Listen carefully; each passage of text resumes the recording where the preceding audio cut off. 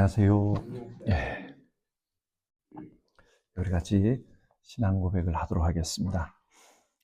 나는 전능하신 아버지 하나님, 천지의 창조주를 믿습니다.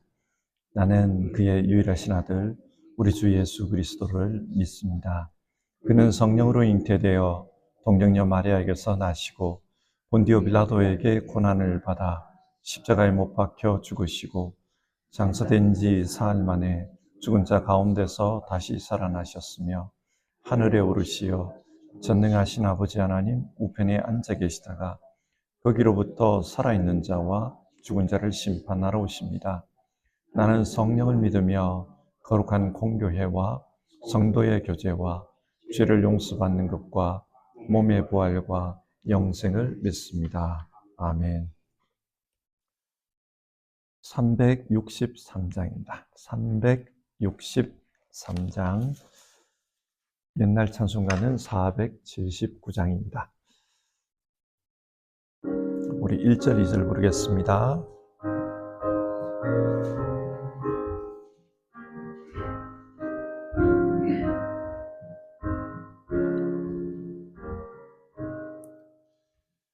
내가 깊은 곳에서 주를 불러 아뢰니 주여 나의 간구를 들어주심 바라고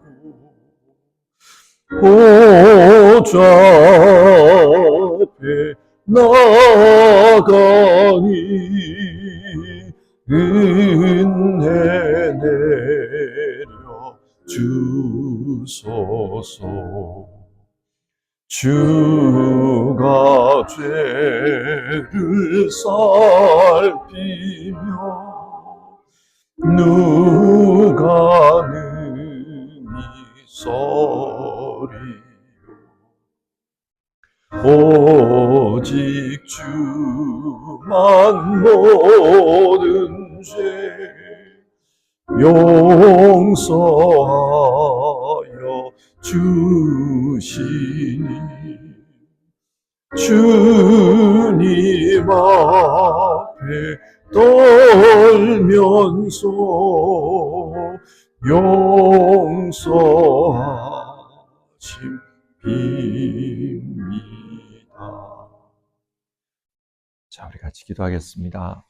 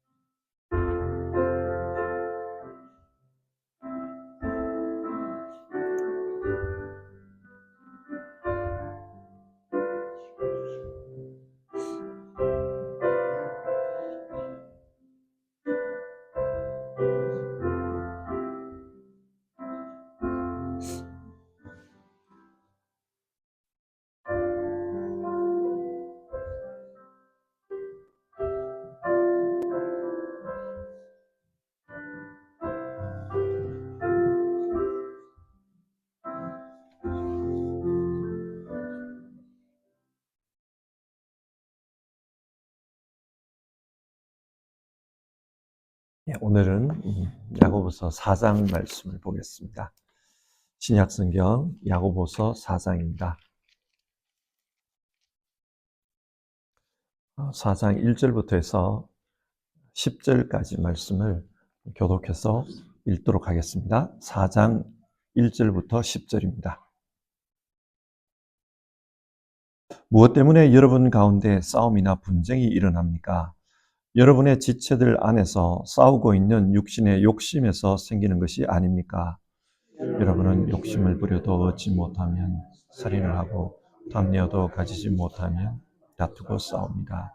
여러분이 얻지 못하는 것은 구하지 않기 때문이요. 구하여도 얻지 못하는 것은 자기가 쾌락을 누리는 데에 쓰려고 잘못 구하기 때문입니다. 가늠하는 사람들이여 세상과 버탐이 하나님과 덤지는 일임을 알지 못합니까? 누구든지 세상의 친구가 되려고 하는 사람은 하나님의 친구가 된 원수가 된 것입니다. 하나님께서는 우리 안에 살게 하신 그 영을 질투하실 정도로 그리워하신다라는 성경 말씀을 여러분은 헛된 것으로 생각하십니까? 그러나 하나님께서는 더 큰 은혜를 주십니다. 그러므로 성경에 이르기를 하나님께서는 교만한 자들을 물리치시고 겸손한 자들에게 은혜를 주신다 하고 말합니다. 그러므로 하나님께 복종하고 악마를 물리치십시오. 그리하면 악마는 달아날 것입니다. 하나님께로 가까이 가십시오. 그리하면 하나님께서 가까이 오실 것입니다.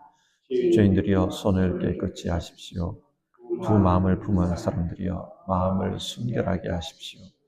여러분은 괴로워하십시오. 슬퍼하십시오. 우십시오. 여러분의 웃음을 슬픔으로 바꾸십시오. 기쁨을 근심으로 바꾸십시오.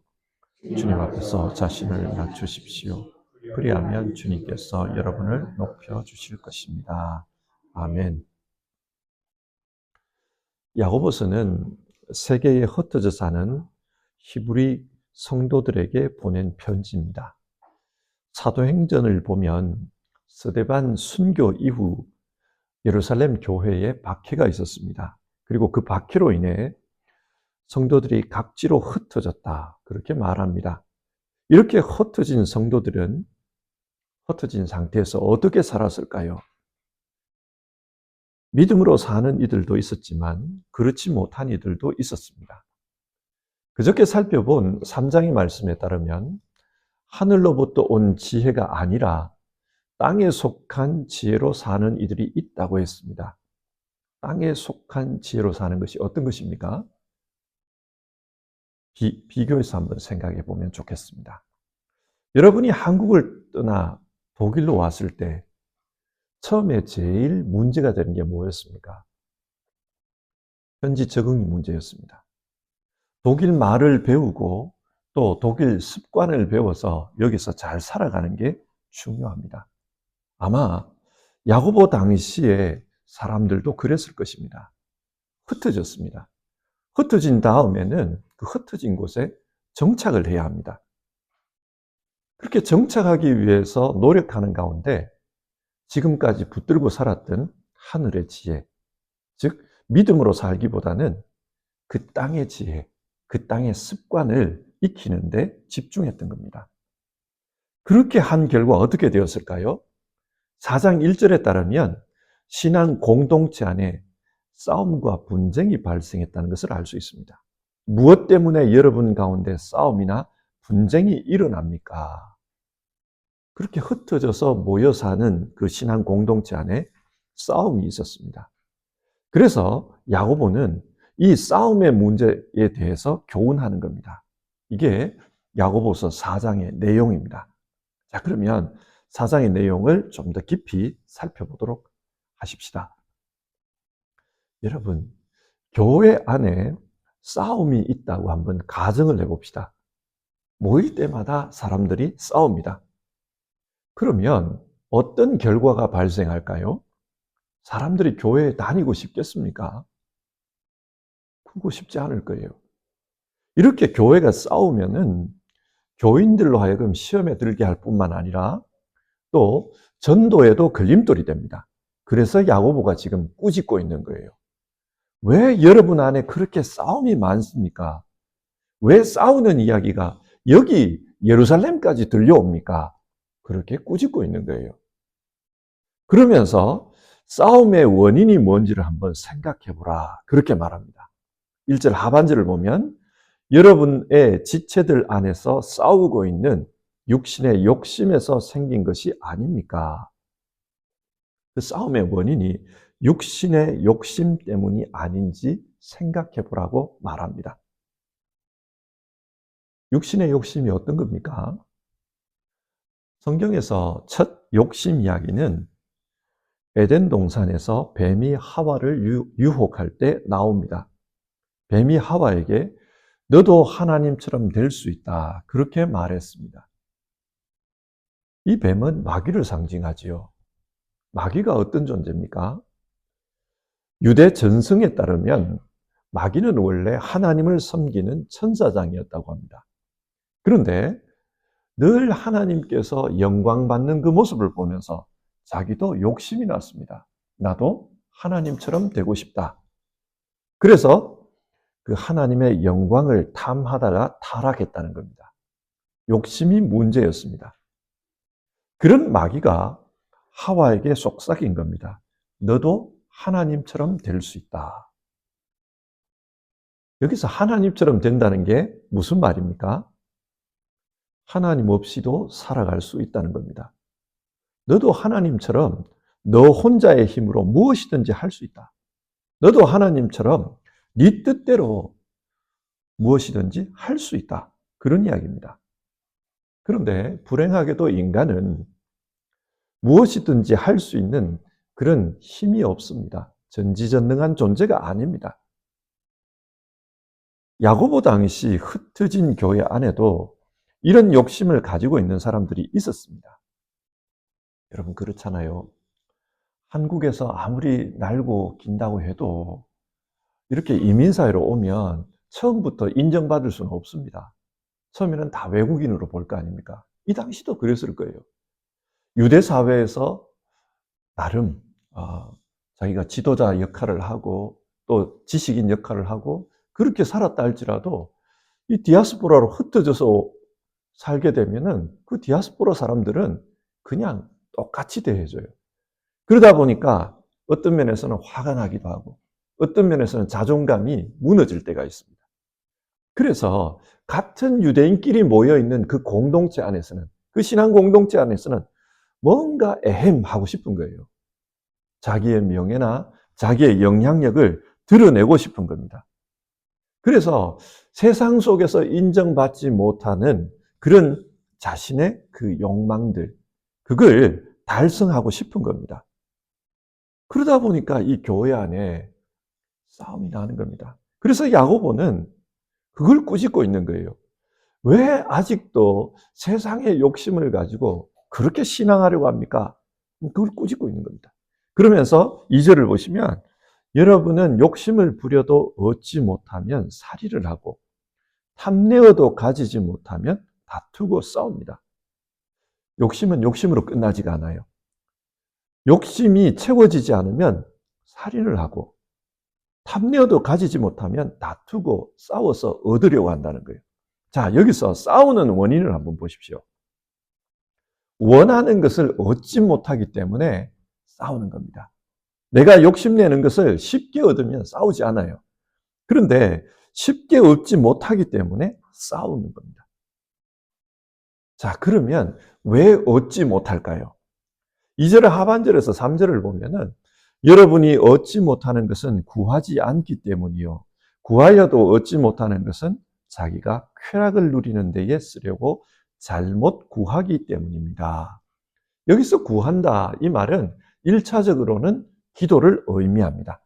그런데 구한다 이 말의 그 단어의 의미를 그대로 따져보면 추구한다는 뜻이에요.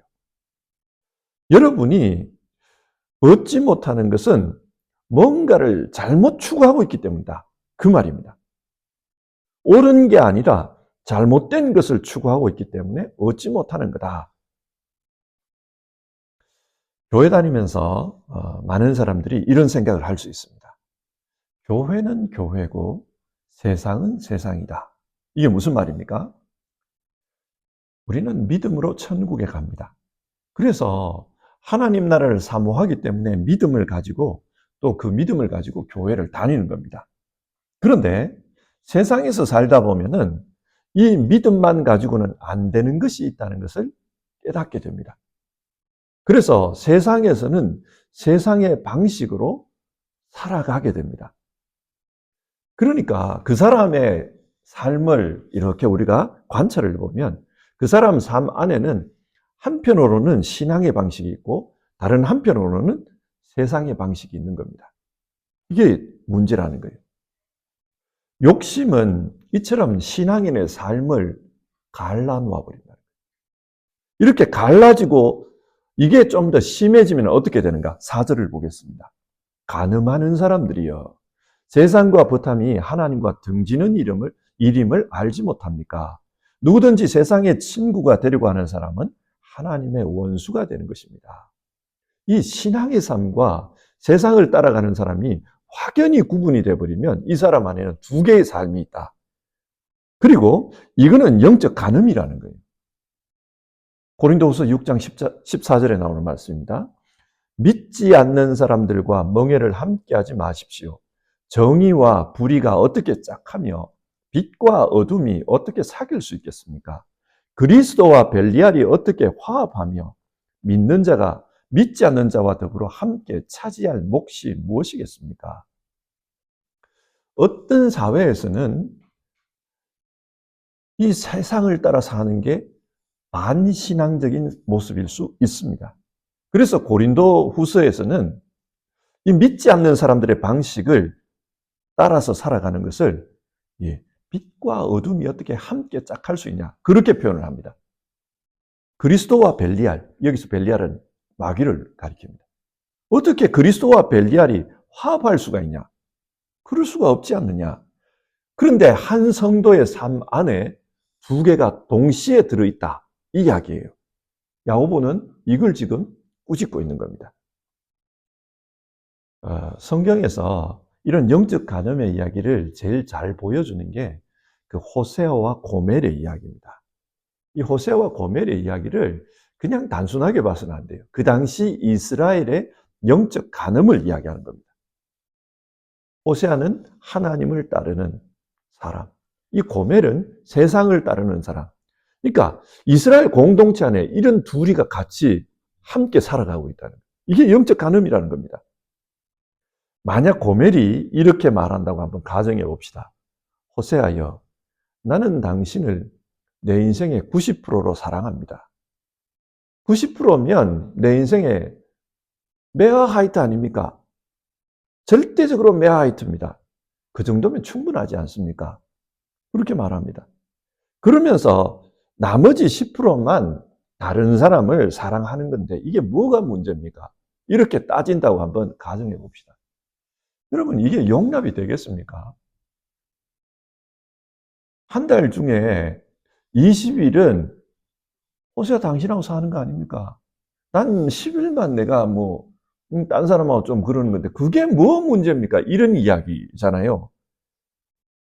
네. 이 신앙에서는 이게 불가능하다는 거예요.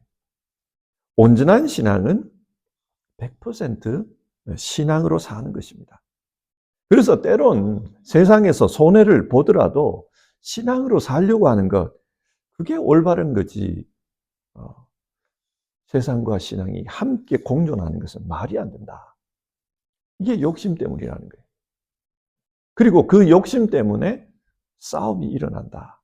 다른 사람과도 싸우고 심지어는 자기 안에서 싸웁니다. 내적 갈등이 왜 없겠어요? 신앙으로 살아야 된다. 내가 이렇게 살아도 될까? 이거 세상적으로 사는 거다. 아니다. 이렇게 신앙으로만 살면 내가 세상에서 이게 정말 별 볼 일 없는 존재가 된다. 자기 안에 내적 갈등이 생깁니다. 심지어는 하나님과도 싸우게 되는 거예요. 그렇게 되면 불편해져요. 신앙생활이 불편해집니다. 자, 이런 상황에서 어떻게 해야 되는가? 야고보는 먼저 하나님 앞에 겸손해지라 그렇게 말합니다. 6절인데요. 하나님께서는 교만한 자들을 물리치시고 겸손한 자들에게 은혜를 주신다. 겸손해지라. 욕심이 뭡니까? 앞에서 욕심은 스스로가 하나님처럼 되려고 하는 게 그게 욕심이라 그랬잖아요. 이게 교만입니다. 그러니까 이런 욕심을 물리치고 교만을 물리치고 겸손해져라는 거예요. 하나님 앞에 겸손해져라. 왜냐? 하나님은 교만을 싫어하기 때문입니다. 왜 싫어할까요? 이 비교해서 한번 생각해 봅시다. 여러분이 정말 성격이 느긋한 분이라고 한번 생각을 해 보십시오.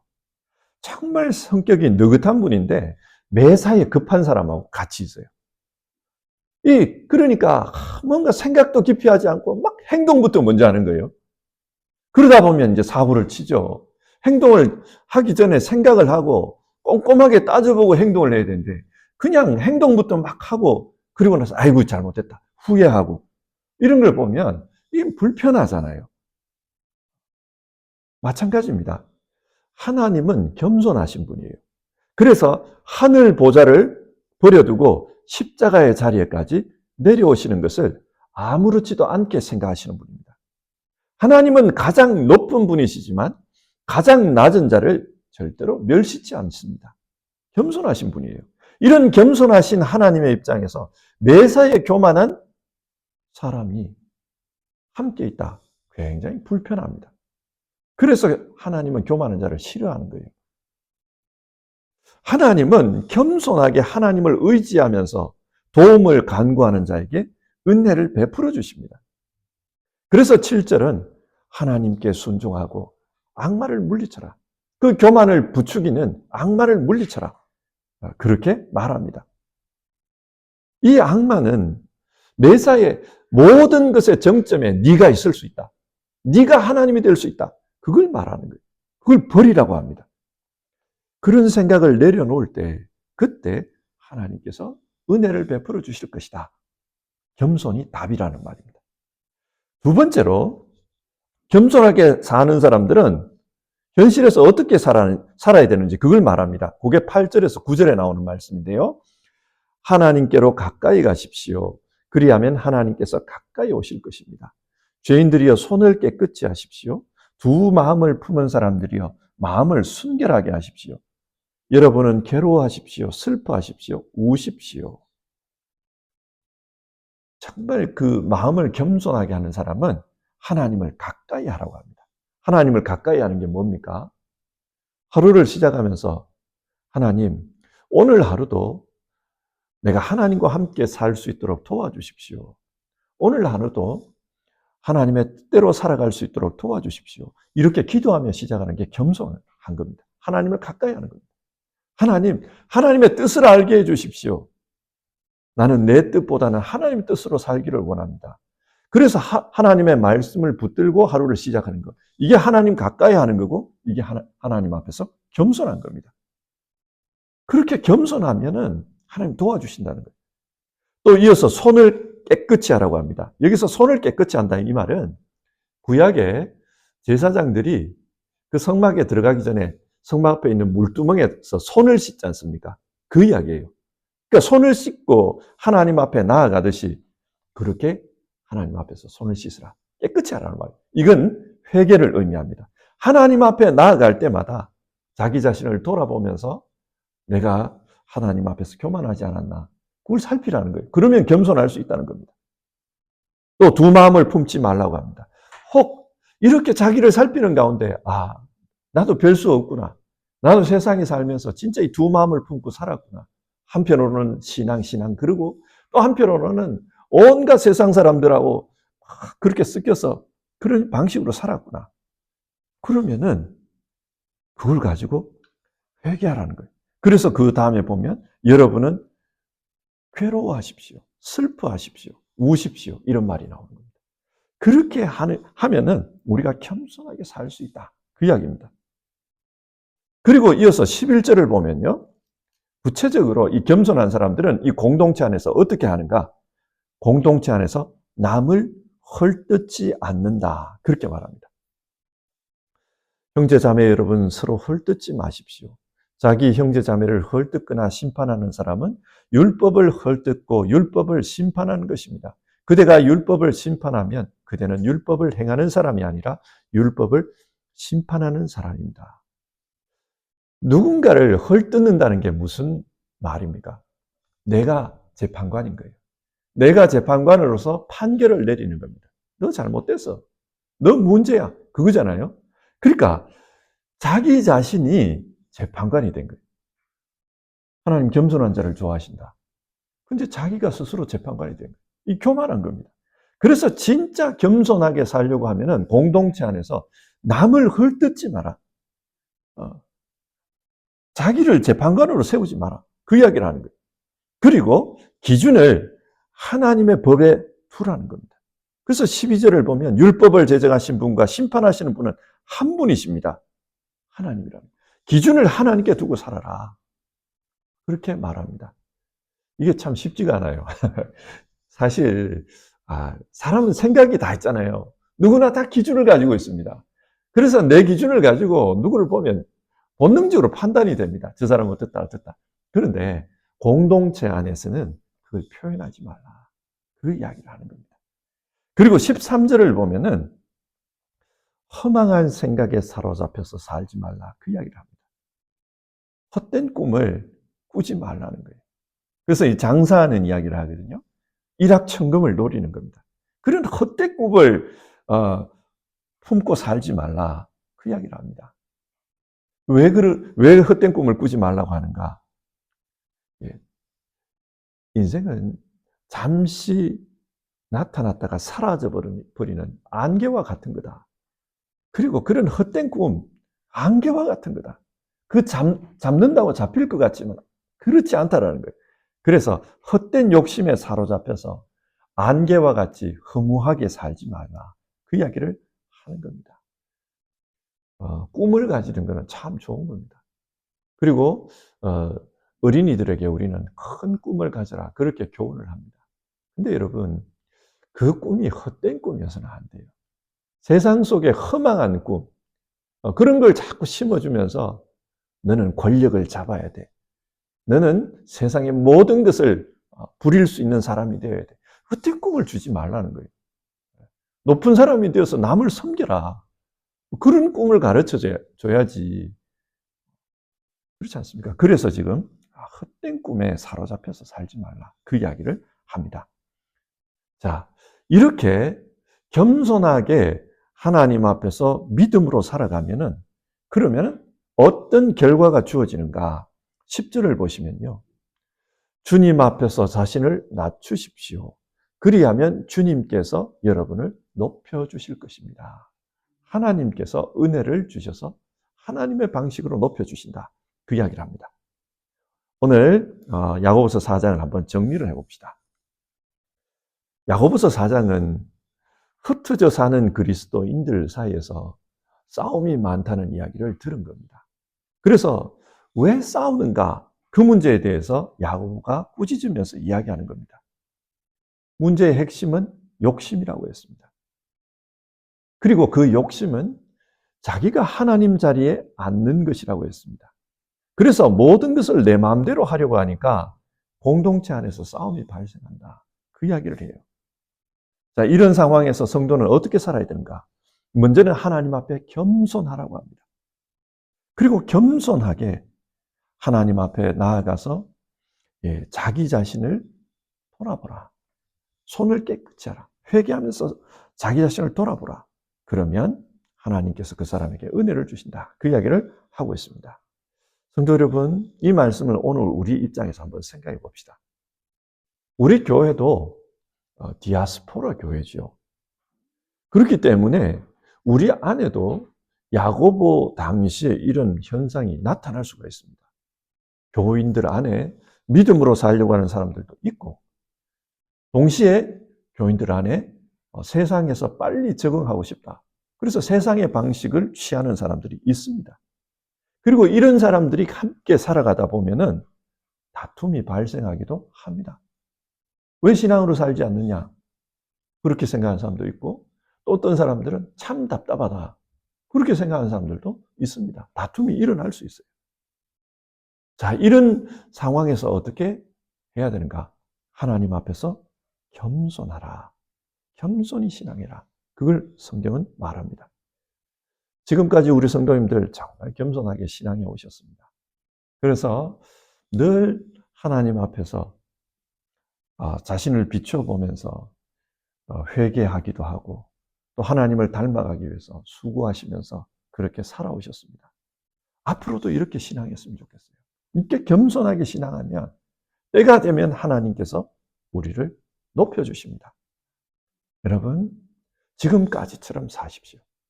늘 겸손하게 하나님께 가까이 나아가십시오. 그리고 하나님이 주권자이심을 믿고 그분의 판결에 맡기면서 그렇게 살아가십시오. 좀 마음에 안 드는 사람들이 있을 수 있어요.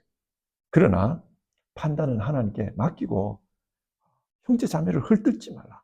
우리가 이 말씀을 꼭 기억했으면 좋겠습니다. 뿐만 아니라 지금까지도 여러분들은 위의 것을 바라보면 살았잖아요. 하나님 나라를 바라보면 살았잖아요. 그러니까 세상에 헛된 꿈, 이제 와서 헛된 거 그거 잡으려고 그러지 마시고 지금까지 위의 것을 바라보면서 살았으면 끝까지 위의 것을 바라보면서 그렇게 사셨으면 좋겠어요. 하나님 나라의 꿈을 보고 꿈을 우리 가지고 그렇게 살았으면 좋겠습니다. 우리 찬송 491장 같이 부르겠습니다. 491장 옛날 찬송가 543장입니다. 1절과 2절 같이 부르고 기도하겠습니다.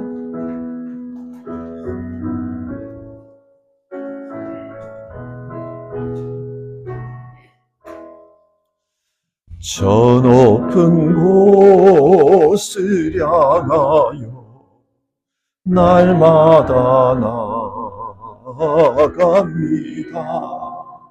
내 뜻과 정성 모아서 날마다 기도합니다. 내 주여 내 맘 붙드사 그곳에 있게 그곳은 빛과 사랑이 언제나 넘치옵니다. 괴로움과 죄가 있는 날 이루려 이 살아도 빛나고 높은 저곳을 날마다 바라옵니다. 내 주여 내 맘 붙드사 그곳에 있게 하소서. 그곳은 빛과 사랑이 언제나 넘치옵니다.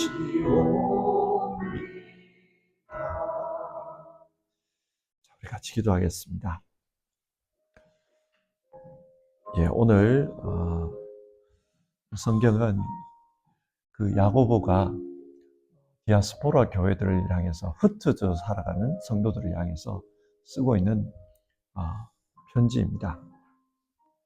왜 교회 안에서 그렇게 다툼이 있습니까?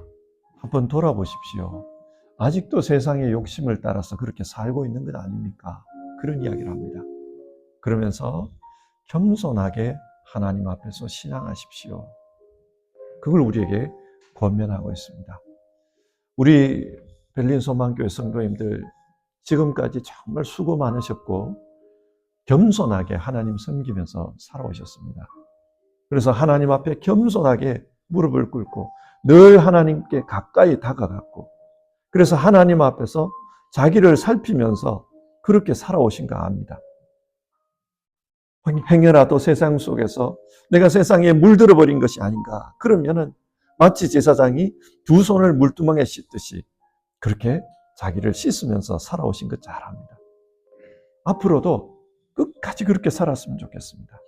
정말 끝까지 허망한 데 꿈을 두지 않고 하나님 나라를 꿈꾸면서 하나님을 가까이 하는 그런 삶을 살기를 우리가 이 시간에 같이 기도했으면 좋겠습니다.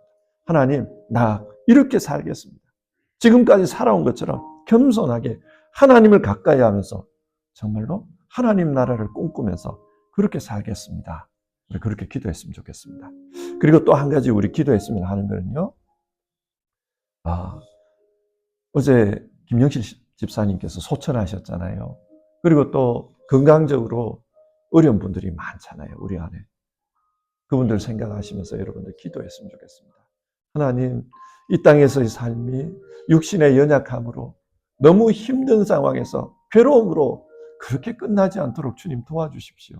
하나님 긍휼을 베풀어 주셔서 그 마음의 평강을 가질 수 있게 도와주시고 정말 하나님 나라를 소망하는 가운데 우리의 인생을 맞출 수 있도록 주님 도와주십시오. 어려움 가운데 있는 분들에게 하늘의 소망으로 채워주십시오. 우리 그렇게 기도했으면 좋겠고요. 오늘 강병주 장로님 눈 수술을 하시거든요. 그래서 그 부분을 위해서도 우리 같이 기도했으면 좋겠습니다. 하나님, 어려움 없이 수술 잘 마칠 수 있도록 도와주십시오. 우리 같이 기도하겠습니다.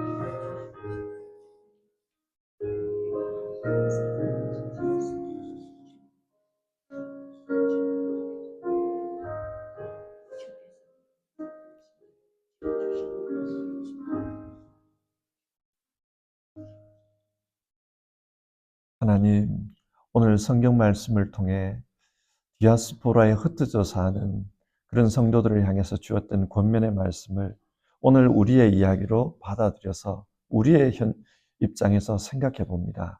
하나님, 정말 한국을 떠나서 먼 독일 땅에 와서 신앙으로 살아온 우리 성도님들, 정말 하나님 나라를 소망하면서 그렇게 살아왔습니다. 지금도 겸손하게 하나님 앞에서 무릎 꿇으며 그렇게 살아왔습니다.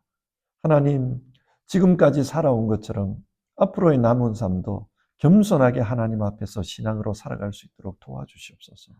하나님, 간절히 기도드립니다. 하나님을 가까이 할 때 하나님께서 우리 가까이 계시는 것을 발견할 수 있게 도와주시옵소서. 우리 자신을 돌아보면서 하나님, 내가 이렇게 살았습니다. 하나님 앞에 우리 자신을 내놓을 때 우리를 정결케 하여 주시기를 바라고, 정말로 하나님을 닮은 사람으로서 이 세상에 살아갈 수 있도록 끝까지 우리 성도님들을 다 지켜주시옵소서. 하나님 나라를 소망하면서 사는 사람들이 오니 하나님, 끝까지 하나님 나라를 소망하게 하옵소서. 지금까지 하나님 나라를 쫓다가 세상을 쫓아 달려가는 일이 없도록 주님 도와주시옵소서. 간절히 기도드립니다. 도와주옵소서. 그리고 하나님, 우리 가운데 연약한 이들, 우리 가운데 어려움 속에 있는 이들, 특별히 고통 가운데 있는 이들을 주님 기억해 주시기를 간절히 기도드립니다. 아버지 하나님, 고통 속에 있는 분들, 그 심령을 만져주시기를 바라고, 육신을 만져주시기를 바라고, 그래서 하나님, 이 땅에서의 삶이 고통으로 기억되지 않도록 주님 도와주시옵소서. 간절히 기도드립니다. 하나님의 위로가 많은 삶, 정말 하나님의 따뜻함이 있는 삶, 그렇게 기억될 수 있도록 그 삶 가운데 함께하여 주시옵소서. 하나님, 늘 하나님이 주시는 위로를 충분히 우리가 느끼면서 그렇게 일상의 삶을 이겨낼 수 있도록 붙잡아 주옵소서. 오늘도 하나님, 또 수술을 받는 이들이 있습니다. 오늘도 병상에 있는 이들이 있습니다. 주님 붙잡아 주시옵소서. 그들과 함께 해 주시옵소서. 하나님의 은총이 역사하기를 간절히 기도드립니다. 우리 성도님들 오늘 하루의 삶도 어느 곳에 있든지 어떤 상황에 있든지 주님의 도와주심 가운데 살아가도록 역사해 주옵소서. 우리 주님 예수님의 이름으로 기도드립니다. 아멘. 주기도문 하겠습니다. 하늘에 계신 우리 아버지, 아버지의 이름을 거룩하게 하시며 아버지의 나라가 오게 하시며 아버지의 뜻이 하늘에서와 같이 땅에서도 이루어지게 하소서. 오늘 우리에게 일용할 양식을 주시고 우리가 우리에게 잘못한 사람을 용서하여 준 것 같이 우리 죄를 용서하여 주시고 우리를 시험에 빠지지 않게 하시고 악에서 구하소서. 나라와 권능과 영광이 영원히 아버지의 것입니다. 아멘.